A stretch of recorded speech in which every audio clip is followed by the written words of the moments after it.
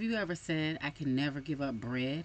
Or, I know I need to stop eating sweets, but it's just too hard. Or maybe you said, I'm addicted to sugar. Friend, what if your cravings are not proof that you are weak? What if they're actually clues? Clues about your blood sugar, about your stress, clues about your sleep, clues about your hormones, and even clues about your thoughts. Clues about what your body may be trying to tell you. Because a craving is a message, not a command. Stay tuned. If you're tired of sugar cravings, brain fog, fatigue, and all the conflicting health and diet advice, and you just want to know what's happening inside of your body, you're in the right place. I'm TaShawn Davis, holistic health coach, registered nurse, and metabolic health educator. I help you break sugar cravings through balanced blood sugar so you can take your health back naturally. So grab your favorite sugar-free drink, pop in those earbuds, and let's learn how to work with our body and not against it. Hey, before we jump in, if this podcast has been helping you understand your body better, make sure you join our free Health Beyond Weight Loss community, Metabolic Health and Insulin Resistance, on Facebook. And if you're ready to start taking small steps towards your blood sugar, better energy, and better metabolic health, grab our free 3-day sugar reset guide. It's in the show notes. And I just want to thank you again for helping this podcast reach over 1,100 downloads, listeners in 21 countries, and staying ranked the 5% globally within 2 months. Every share, every review, and every download helps this message reach someone who may need hope and understanding. All right, y'all. So recently, I was talking with a young woman in her 20s. She had just received a diagnosis connected to what many people have known as PCOS.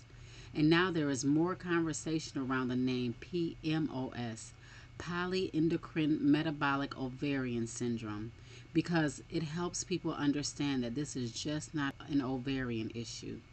It is deeply connected to hormones, metabolism, and guess what, y'all? Insulin resistance. We've been marching and telling people this for years, but now science and the doctors and all the experts have given it a name that is more making sense to what it really is. So this young woman had already sat through a lot of my teachings before her diagnosis. She listened and she understood that insulin resistance mattered. She understood that sugar and carbohydrates could be contributing to some of the things that were happening in her body. But like many people, she kind of put that on the back burner. She thought, I deal with that later. And then she admitted something very honest. She said it was hard to break sugar and carb cravings. And before she ever changed a meal, before she ever changed a snack, before she ever tried a different breakfast, she had already decided in her mind that this is going to be hard. And friend, that stood out to me. Because isn't this the way many of us get stuck? Not because we failed, not because we're weak, but because before we even begin, we've already rehearsed the thought. This is too hard. I can't do this. I've always been this way. I can never stop eating bread. I can never stop eating sweets. And that is where today's episode begins. Because cravings are not just about food, they are connected to the body, they are connected to the brain, they are connected to blood sugar, and they are connected to thoughts. They're connected to what we repeatedly practice. Now, I want to be very clear. I am not here to shame anyone for craving breads or sweets. Look, I have been there, okay? Many of us have been there. So this is not about guilt. This is just about understanding. Because once you understand what may be happening in your body and your brain, you can stop calling yourself weak and start asking better questions. So today we're going to talk about 5 reasons your brain may be wanting bread and sugar. And I want you to listen with curiosity, not condemnation. Reason 1 is you're having these wild blood sugar swings. Your blood sugar may be on a roller coaster. When we eat a lot of sugar or refined carbohydrates, blood sugar can rise quickly. The insulin rises to help move that sugar out of the bloodstream. But sometimes, especially when someone is insulin resistant, that blood sugar swing can feel like a crash later. And what does that mean? And what does the brain want when it feels that crash? You know what? It wants quick energy. And where do you get quick energy from? Bread, sugar, chips, candy, something fast. So many people think I have no discipline. But sometimes your body is just saying, my blood sugar is unstable. That is why one of the first things I teach is stabilizing the blood sugar, not starving yourself or punishing yourself, but stabilizing. Because when blood sugar becomes steadier, cravings often become quieter. Reason number 2. You may not be eating enough protein and nourishing foods.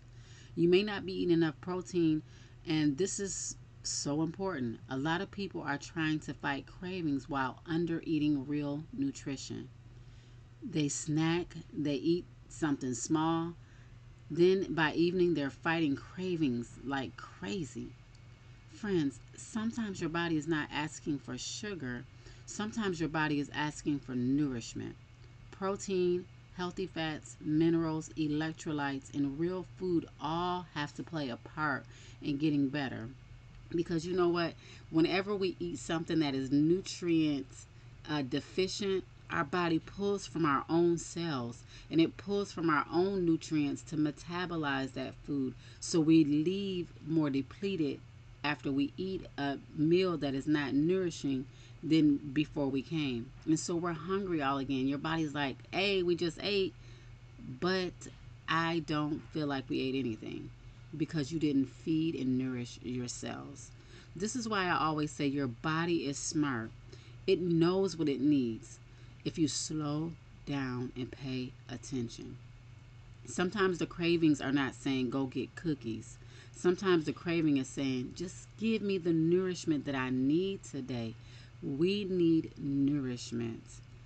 All right. Reason number 3. Stress and cortisol can drive cravings. Stress can drive cravings, y'all. When we are stressed, overwhelmed, tired, and emotionally drained, the body can look for quick relief.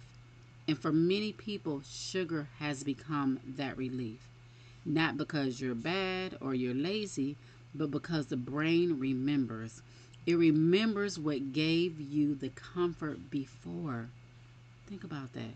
Your brain remembered that the food that you ate was comfortable for it. You gave it a quick dopamine hit that relaxed it and told it, we're okay now. It remembered what helped you to feel better for a few minutes. But the problem is, temporary relief can turn into a repeated pathway. Stress, craving, sugar, or relief, crash, guilt, and then repeat. And this is where I want to bring it into our thought life. Because many times the food is not where the battle starts. The battle starts with a thought. How many people have thought, I've had a long week. I deserve this. I need this. I can't even handle today without this. Or, I've already messed up already. Why not? And scripture tells us to take these thoughts captive. That means every thought that enters your mind does not have to become your decision. You can pause, you can recognize it, and you can replace it. Submit that thought to God. Resist that pattern, okay? And choose differently. Choose differently. Choose to tell your body, we are doing something different. I often, whenever I'm teaching in person, I'm pointing to my belly saying, you tell your soul, you better behave. I am in control. So, you know the song by Brandon, oh my soul, don't you get shy on me. Lift up your voice. You've got a lion inside of you. That's how I feel whenever I'm struggling. I'm like, soul, listen, we're going to behave today. Soul, you talk to your body. Tell it what to do. You are in control. Your body and your soul, it does not run you. It must submit to the Spirit of God that is within you, okay? Reason number 4. You have practiced the craving pathway. This is where the neuroscience and neuroplasticity come in. A lot of people know that word neuroplasticity. It's like everybody's an expert in it now. But let's apply it, okay? You've read the books, you've listened to the podcast, you've done all the things, but apply it. Come on, y'all. Apply what you're learning. Quit sitting and getting fat and not applying it, if that's what you're doing. Because a lot of times we just love to get the information, but it's time to start applying it. Neuroplasticity means the brain can change. The brain can build new pathways, but it also means the brain strengthens what we repeat. Okay, simply put, the brain strengthens what we repeat. If every stressful day ends with sweets, that pathway gets stronger. If every drive home includes fast food, that pathway gets stronger. If every night includes snacking in front of the TV, that pathway gets stronger. But here's the good news. If pathways can be built, then pathways can be rebuilt. Every time you pause instead of react, every time you choose protein first, every time you go for a walk, drink water, every time you pray instead of panic, when you replace a thought, you are practicing a new pathway. This is why I love combining science and scripture, because the Bible has been telling us for a long time that our thoughts matter. Think on things that are true, lovely, pure, of a good report. That is just not spiritual, but it's also practical. What you rehearse, you reinforce. Reason number 5. Your environment keeps triggering you. Your environment may be working against you. Sometimes we are trying to use willpower in an environment that keeps triggering an old pattern. If those cookies are still on the counter, if the bread is the first thing you see, if candy is in your drawer and you have snacks in the car, you are forcing yourself to fight the same battle over and over again. And friend, wisdom is not weakness. Changing your environment is not weakness, but this is wisdom. The Bible tells us to get wisdom, okay? You may need to move things out of sight, prep food ahead. You may need to keep protein available, healthy meat snacks, clean beef jerky, meat sticks. You may also need to stop buying certain foods for a season. You may need to create new routines, because sometimes the goal is not to prove how strong your willpower is. The goal is to make healthy choices easier. Pause and name the craving. Okay? This is a practical tool that I want to teach you all. Let's learn it, okay? So let's talk about what you can do when the cravings hits. One simple tool is to pause and observe the cravings instead of immediately obeying it. Ask yourself, how intense is this craving from 1 to 10? Where do I feel it in my body? Is it in my mouth, my stomach, my chest, my hands, my thoughts? Then describe it. Is it pressure, restlessness, agitation, a memory, a habit, a feeling?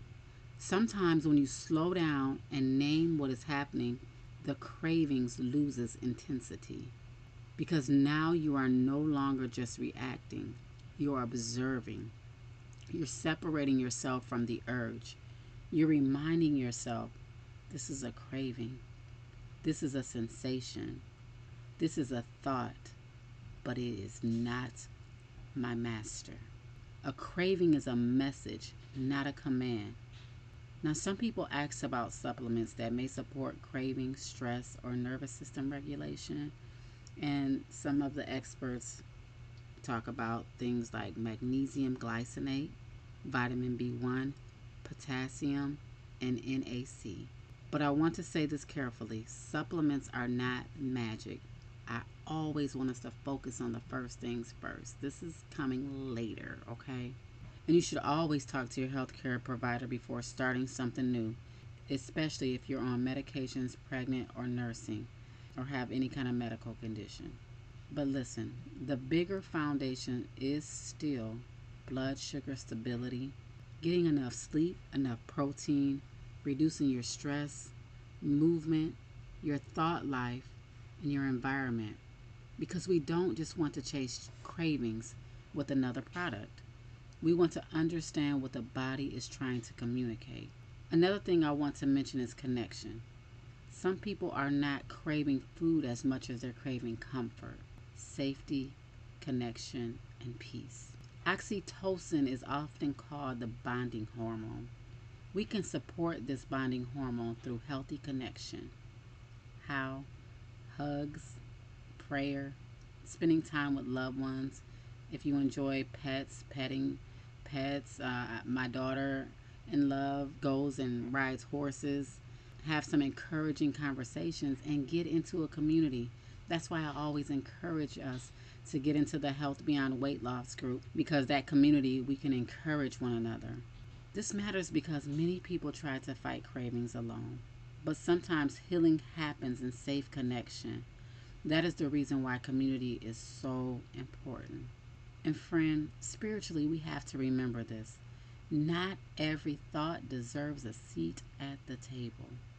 Just because a thought shows up doesn't mean you have to entertain it.